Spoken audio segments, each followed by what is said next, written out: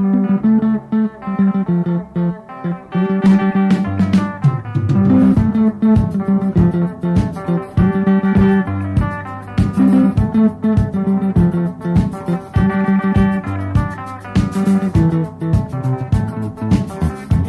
ani kutembe ngopfu nansiweni ndiko umuntu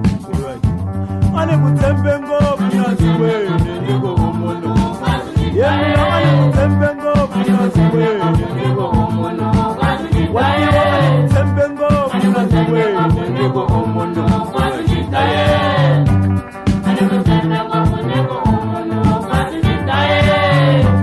Wena chitsongwatsongwa nsiwena Watu ani kutembe ngopfu manu Ani kutembe ngopfu nsikumbaha munhu Kati xitsongwatsongwane Ani kutembe kufana na xikun'wana xa mina lexi ni nga rhandziku leswaku xi tshama xi ri hava na ntangu na siku na rin'we Kati xitsongwatsongwane lexi kulelaku phakati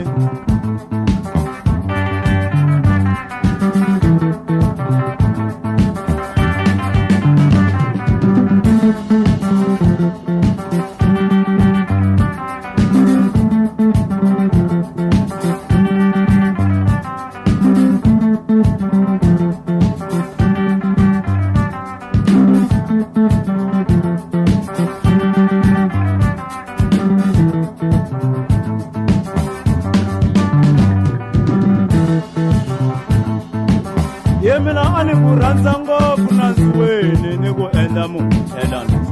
Ani kurhandza ngopfu nansiweni ni ku endla munhu thelani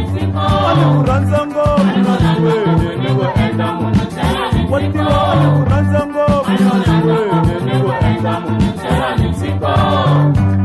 Ani kurhandza ngopfu ni ku endla munhu thelani Yemina kasi kutsemba munhu a swilungange mina swi ta ku tshemba ritingo Kasi kutsemba munhu a swilungange mina swi ta ku tshemba ritingo Kasi kutsemba munhu a swilungange mina swi ta ku tshemba ritingo Leswi swo tsemba munhu a swilungange mina swi ta ku tshemba ritingo Leswi swo tsemba munhu a swilungange mina swi ta ku tshemba ritingo